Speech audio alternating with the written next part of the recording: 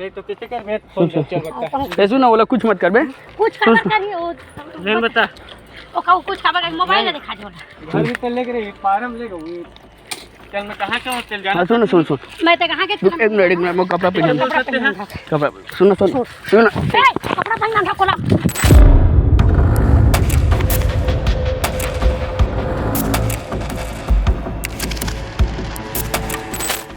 एक पति और एक प्रेमी दोनों ने मिलकर एक महिला की हत्या कर दी। वो पति जो अपनी पत्नी से बेइंतहा मोहब्बत करता था, वो प्रेमी जो अपनी प्रेमिका से बेइंतहा मोहब्बत करता था, जो उसके लिए कुछ भी कर सकता था, उन दोनों ने मिलकर जड़ से खत्म कर दिया उस परेशानी को।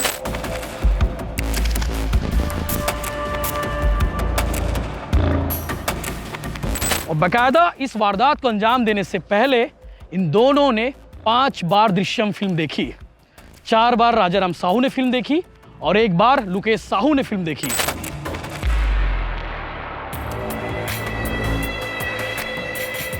लेकिन बाद में राजाराम साहू का एक वीडियो सामने आता है।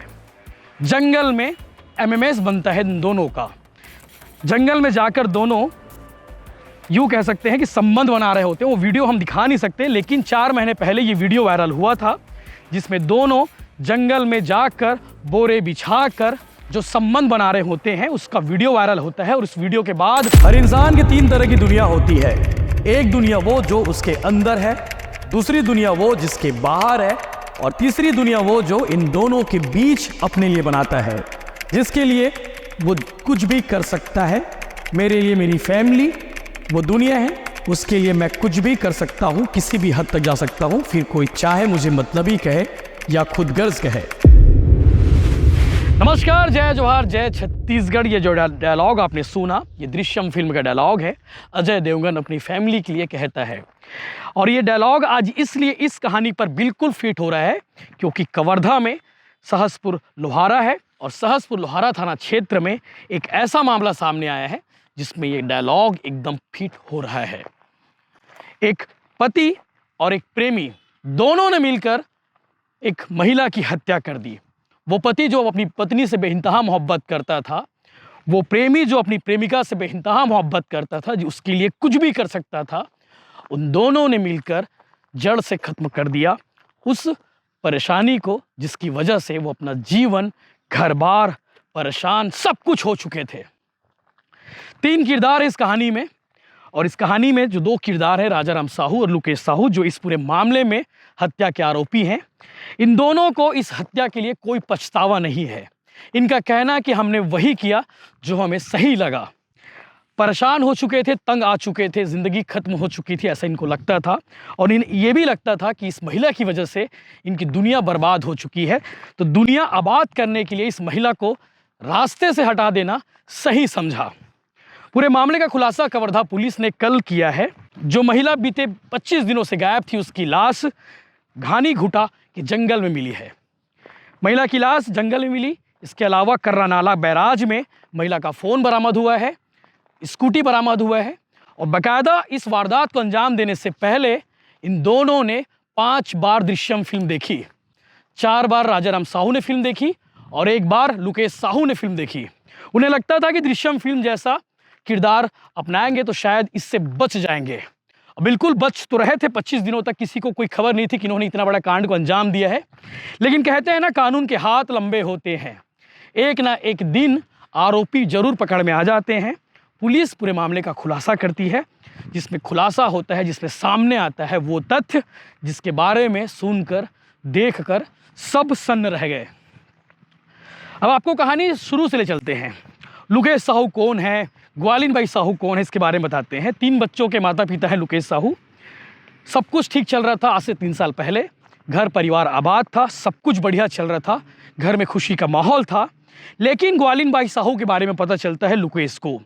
ग्वालिन बाई साहू का चक्कर गांव के ही रहने वाले राजाराम साहू के साथ चलता है। लुकेश साहू कहता है कि तुम अपनी दुनिया बसा लो, अपनी ज़िंदगी बसा लो, खुश रहो जहाँ भी रहो। लेकिन ग्वालिन बाई साहू लुकेश साहू को छोड़कर चली जाती है, और उसके बाद लिविंग में रहती है राजाराम साहू के साथ। राजाराम भी पहले से शादीशुदा है, 2 बच्चों का बाप है, इसीलिए कवर्धा में किराए में मकान लेकर उसे अपने साथ रखता है। लेकिन बाद में राजा राम साहू का एक वीडियो सामने आता है। जंगल में एमएमएस बनता है इन दोनों का। जंगल में जाकर दोनों यूँ कह सकते हैं कि संबंध बना रहे होते हैं। वो वीडियो हम दिखा नहीं सकते, लेकिन 4 महीने पहले ये वीडियो वायरल हुआ था, जिसमें दोनों जंगल में जाकर बोरे बिछाकर जो संबंध बना रहे होते हैं उसका वीडियो वायरल होता है। और उस वीडियो के बाद इन दोनों की काफ़ी किरकिरी होती है, समाज में बातें होती है, लोग बातें करते हैं, गांव में तरह तरह की बातें करते हैं। और उसके बाद राजा राम साहू को भी एहसास होता है कि जिस महिला के लिए वो इतना सब कुछ करता है, उस महिला से वो परेशान हो चुका है। उस महिला की वजह से उसकी काफ़ी बदनामी हुई। इसके अलावा राजा राम साहू का मोबाइल दुकान भी है। महिला जब भी जाती है मोबाइल दुकान में जाकर पैसे मांगती है, मोबाइल ले लेती है, कंप्यूटर के सामान ले लेती है। काफ़ी त्रस्त हो चुका था। और ठीक उसी तरह से त्रस्त हो चुका था लुकेश साहू, जो हर महीने तलाक के नाम पर, भरण पोषण के नाम पर 4500 रुपया देता था। और बिल्कुल 4500 रुपये लेने के लिए ही निकली थी 18 जुलाई को अपने घर से। कल्याणपुर में रहती थी, कल्याणपुर उसका मायके था, और कल्याणपुर में अपनी स्कूटी से निकली थी। 18 जुलाई को वापस आती है। उसके बाद राजा राम साहू बुलाता है 19 जुलाई को आउटर इलाके में, और राजा राम साहू और ग्वालिन भाई साहू दोनों बैठकर स्कूटी में रवाना हो जाते हैं आउटर इलाके में, बोडला थाना क्षेत्र अंतर्गत। दोनों वहाँ जाते हैं और उसके पीछे पीछे आता है लुकेश साहू, जो पहले से प्लानिंग कर चुके होते हैं कि आज ग्वालिन भाई साहू की हत्या करनी है, ग्वालिन भाई साहू को रास्ते से हटाना है ताकि दोनों की ज़िंदगी बेहतर हो सके। लेकिन इन्हें क्या पता था, इन्होंने जो रास्ता अपनाया वो जुर्म का रास्ता था, जो उन्हें सलाखों के पीछे लेकर चले गया। दोनों मिलते हैं। मिलने के बाद गला दबाया जाता है, गला दबाकर उसकी हत्या कर दी जाती है। लाश को दफनाया जाता है। गैती कुदारी लेकर पूरी तैयारी के साथ ये पहुँचे हुए थे। और वहाँ पहुँचने के बाद जब इन्होंने लाश को ठिकाने लगाया तो दृश्यम फिल्म की तरह इन्होंने जो प्लान किया था कि सबूतों को अलग अलग जगह फेंक कर मामले को रफा दफा कर देंगे, और इसीलिए इन्होंने कर्रे नाला में, जो कवर्धा इलाके में है, कर्रा नाला में फेंक देते हैं मोबाइल को बंद करके। और मोबाइल को फेंकने से पहले बाकायदा मोबाइल को स्विच ऑन किए ताकि पुलिस को लगे कि ग्वालिन भाई साहू का जो लोकेशन है वो कर्रा नाला के आसपास है, ताकि पुलिस कंफ्यूज रहे। यो मोबाइल को चालू करते हैं, चालू करने के बाद थोड़ी देर बाद बंद कर देते हैं, और बंद करने के बाद नाले में फेंकते हैं। स्कूटी में घर से निकली थी ग्वालिन भाई साहू, उस स्कूटी को भी ये फेंक देते हैं नाले के अंदर। इसके अलावा जो महिला का जेवर था, ग्वालिन भाई साहू ने जो जेवर पहन रखे थे, उस जेवर को दफन कर देते हैं, ज़मीन में कहीं गाड़ देते हैं। लेकिन पुलिस, आपके मन में सवाल होगा कि आखिर पुलिस कैसे इन दोनों आरोपियों तक पहुंची और इस पूरे मामले का खुलासा कैसे की। तो आपको बता दूं कि कॉल रिकॉर्ड को सबसे पहले खंगाला गया जब 18 जुलाई से लापता थी। 19 जुलाई को भी वो नहीं आई घर। 21 जुलाई को घर वालों ने कंप्लेन दर्ज कराई। चूँकि 3 साल से महिला जो है अपने पति को छोड़कर अलग रह रही थी, कभी मायके में रहती थी, कभी कवर्धा में रहती थी। तो उसके भाई ने, ग्वालिन भाई साहू का भाई, थाने जाकर रिपोर्ट दर्ज कराया कि उसकी बहन 21 जुलाई से घर नहीं आई है, कहीं चली गई है। पुलिस सरगर्मी से जांच में जुटती है, और बहुत गंभीरता से आईपीएस डॉक्टर अभिषेक पल्लव, जो कवर्धा जिले के एसपी हैं, वो इस पूरे मामले को समझते हैं, और समझने के बाद पुलिस को लगाते हैं काम पर। और काम पर जब पुलिस लगती है तो ढूंढने के अलावा जो है पुलिस की तैयारी थी। पुलिस ये चाह रही थी कि इस महिला को जिंदा ढूंढा जाए, कि वो हर एंगल से पुलिस जांच करती है कि कहीं महिला का मर्डर तो नहीं हो गया है, कहीं महिला चली गई है, आखिर कहाँ गई है, ये सवाल होता है। लेकिन जब सीडीआर खंगाला जाता है, जांच में बहुत सारे चौंकाने वाले तथ्य सामने आते हैं।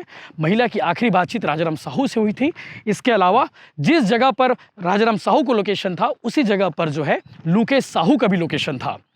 पुलिस दोनों संदेहियों को बुलाती है और दोनों संदेहियों से कड़ाई से पूछताछ की जाती है। बताओ भाई, तुम लोगों ने क्यों मारा? इस तरह से वो पूछताछ करते हैं। पूछताछ के अलावा जो सख्ती से जो पूछताछ करनी चाहिए थे वो सब पूछते हैं, और उसके बाद ये दोनों आरोपी टूटते हैं। टूटने के बाद बताते हैं कि ये दोनों त्रस्त हो चुके होते हैं ग्वालिन भाई साहू से, और इसीलिए इन दोनों ने मिलकर बकायदा 1 महीने से लगातार इनकी प्लानिंग चल रही थी ग्वालिन भाई साहू को रास्ते से कैसे हटाया जाए ताकि ये दुनिया अपने बेहतर ढंग से जी सके।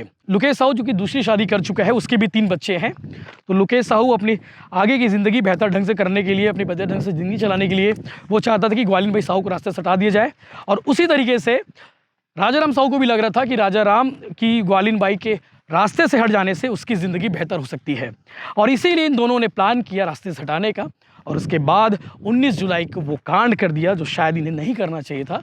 इनके ज़िंदगी बेहतर करने के तरीके बहुत कुछ हो सकते थे। हो सकता था कि कानूनी रास्ता अपना सकते थे, लेकिन ये दोनों त्रस्त हो चुके थे और त्रस्त होने के बाद इन्हें लगा कि ग्वालिन भाई साहू को रास्ते से हटा देना चाहिए और इसीलिए इन दोनों ने मिलकर हत्या कर दी। आगे आप सुनिए एडिशनल एसपी इस विषय पर क्या कुछ कह रहे हैं।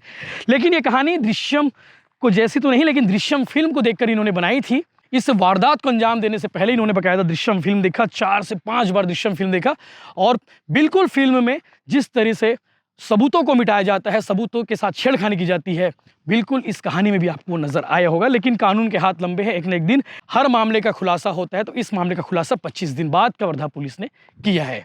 इस कहानी को लेकर आप क्या कहेंगे, आप कमेंट करके जरूर बताइए और इस तरह के बाकी और भी अपडेट्स आपको लगातार मिलते रहेंगे। आप चैनल को सब्सक्राइब कर लीजिए। जय हिंद, जय जवाहर, जय छत्तीसगढ़। वीडियो की शुरुआत में मैंने दृश्यम फिल्म का डायलॉग बताया जिसमें अजय देवगन ने कहा था कि दुनिया भले मुझे मतलबी कहे, खुदगर्ज कहे, मैं अपनी फैमिली के लिए किसी भी हद तक जा सकता हूँ, लेकिन आप कानून के रास्ते से जाइए, कानून का रास्ता अपनाइए। ये नहीं कि आप जुर्म को ही हाथ में ले लो, कानून को हाथ में ले लो और एक के बाद एक जुर्म करो। ये रास्ता मुझे लगता है कि शायद सही नहीं है। मृतका ग्वालिन बाई के पिता थाना सहसपुर लोहारा में आकर गुमशुदगी का रिपोर्ट दर्ज कराए थे, जिसके बाद लगातार गुम महिला की पता तलाश की जा रही थी।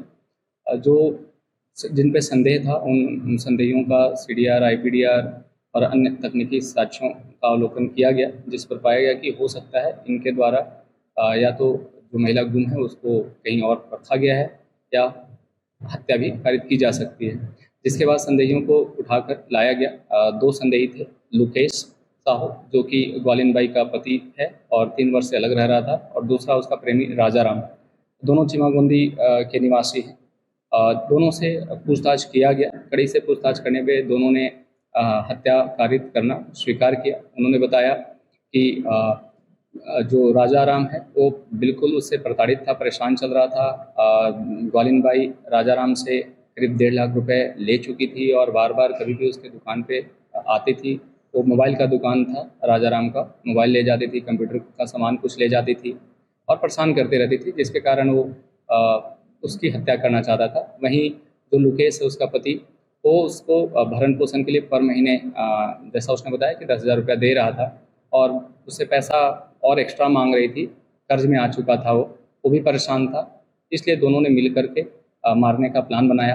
प्लान बनाने से पहले जब बनाने की सोची तो इन्होंने दृश्यम मूवी को देखा ताकि कैसे हत्या की जाए और शव का ठिकाना लगाया जाए ताकि हम लोग पुलिस के गिरफ्त में ना आए। राजाराम ने 4 बार अपने कथन में बताया कि उसने 4 बार दृश्यम मूवी देखी, जबकि जो लुकेश है उसने 1 बार देखा। फिर फाइनली इन्होंने 18 तारीख को जब ये लड़की कवर्धा आई थी भरण पोषण के मामले में कोर्ट में पेशी के लिए, उसके बाद 18 तारीख को राजाराम लुकेश दोनों उससे मिले भी थे। 19 तारीख को सुबह लुकेश ने फ़ोन किया था राजाराम को, बोला कि आज हम लोग अपने जो हमने प्लान किया है उसको अंजाम दे देते हैं। उसके बाद राजाराम ने फ़ोन किया ग्वालिन को, ग्वालिन आई। उसके बाद दोनों राजाराम और ग्वालिन के स्कूटी पर बैठ के गए। उसके पीछे पीछे लुकेश भी गया और उस घानी घुटा जो घाट है उसके जंगल में गला दबाकर उसकी हत्या कर दी। उसके बाद वहाँ जंगल में ही उसके शव को दफना दिया। दफनाने के बाद जो मृतका की साड़ी थी वहीं जंगल में ही फेंक दिया। दूसरी तरफ जो उसकी मृतका की स्कूटी थी उसको लेकर के कारानाला चले गए। वहाँ पे जाकर के उसको कारानाला बैराज में फेंक दिया। मृतका के फ़ोन को वहाँ थोड़ी देर के लिए चालू किया और उसको भी बंद करके उसके बाद कारानाला बैराज में ही फेंक दिया। मकसद ये था कि अगर पुलिस मृतका के लोकेशन को अगर ट्रेस करेगी तो उसको मिलेगा कि इसका जो अंतिम बार मोबाइल जो है वो कारानाला बैराज के पास बंद हुआ है, तो शायद वहाँ सर्चिंग करेगी और वहाँ से अगर वो स्कूटी बरामद भी करेगी तो सोचेगी कि शायद इसमें वो खुद डूब करके अपनी जान गंवा बैठी है। ऐसा वो परिदृश्य बनाना चाहते थे। उसके बाद उसके जो मृतका जो गहना पहनी हुई थी उसको उन्होंने ले जा करके अपने गांव के पास ही मुरघुसरी जो रोड है उसके किनारे बिजली के खंभे के पास गड्ढा खोदकर गाड़ दिया था। और जो मोटरसाइकिल लुकेश जिस मोटरसाइकिल से घटना कारित करने के लिए उपयोग किया था उसको अपने घर में रखा था। इन सभी चीज़ों को आरोपियों के निशानदेही पर बरामद किया गया है। उसके पश्चात विधिवत हत्या की अपराध पंजीबद्ध करके आरोपियों को गिरफ्तार किया गया है और जिसके बाद माननीय न्यायालय में पेश किया गया है।